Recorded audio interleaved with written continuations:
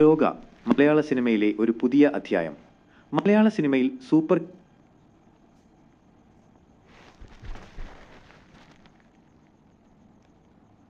Hero സിനിമകൾ അപൂർവമാണ്.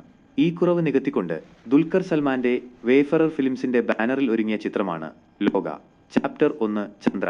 മലയാളികൾക്ക് ഒരു പുത്തൻ സിനിമാറ്റിക് അനുഭവം സമ്മാനിക്കാൻ ഈ ചിത്രം എത്രത്തോളം വിജയിച്ചുവെന്ന് നമുക്ക് നോക്കാം.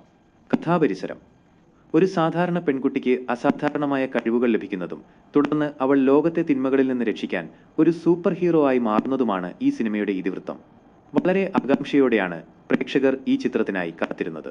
അഭിനയം: നായക കഥാപാത്രമായ ചന്ദ്രയെ അവതരിപ്പിച്ച കല്യാണി പ്രിയദർശന്റെ പ്രകടനം എടുത്തു പറയേണ്ടതാണ്. ഒരു സൂപ്പർ ഹീറോ എന്ന നിലയിൽ ആക്ഷൻ രംഗങ്ങളിലും കഥാപാത്രത്തിന്റെ വൈകാരിക തലങ്ങളിലും മികച്ച പ്രകടനം കാഴ്ചവെക്കാൻ അവർക്ക് കഴിഞ്ഞു. നസ്ലിൻ അവതരിപ്പിച്ച കഥാപാത്രം സിനിമയിൽ കോമഡിക്ക് ഒരു പുതിയ മാനം നൽകുന്നു. ഒപ്പം മറ്റ് കഥാപാത്രങ്ങളെ അവതരിപ്പിച്ചവരും തങ്ങളുടെ റോളുകൾ ഭംഗിയായി കൈകാര്യം ചെയ്തു. ചിത്രത്തിലെ സർപ്രൈസ് കാമിയോ റോളുകൾ തിയേറ്ററുകളിൽ വലിയ ആവേശം സൃഷ്ടിച്ചു. സാങ്കേതിക മികവ്: ലോകയെ ഒരു മികച്ച തിയേറ്റർ അനുഭവമാക്കുന്നത് അതിന്റെ സാങ്കേതിക വശങ്ങളാണ്.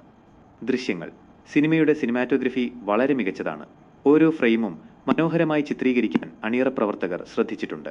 വിഷ്വൽ എഫക്ട്സ്: ഒരു സൂപ്പർ ഹീറോ ചിത്രത്തെ സംബന്ധിച്ച് വിഷ്വൽ എഫക്ട്സ് വളരെ പ്രധാനപ്പെട്ടതാണ്. ചില രംഗങ്ങളിൽ VFX അത്ര മികച്ചതല്ല എന്ന് തോന്നിയിട്ടുണ്ടെങ്കിലും പൊതുവെ ഈ സിനിമയിലെ VFX മലയാള സിനിമയിലെ ഒരു പുതിയ നാഴികക്കല്ലാണ്.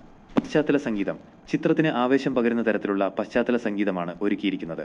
ഇത് പല ആക്ഷൻ രംഗങ്ങൾക്കും കൂടുതൽ ഉണർവ് നൽകി.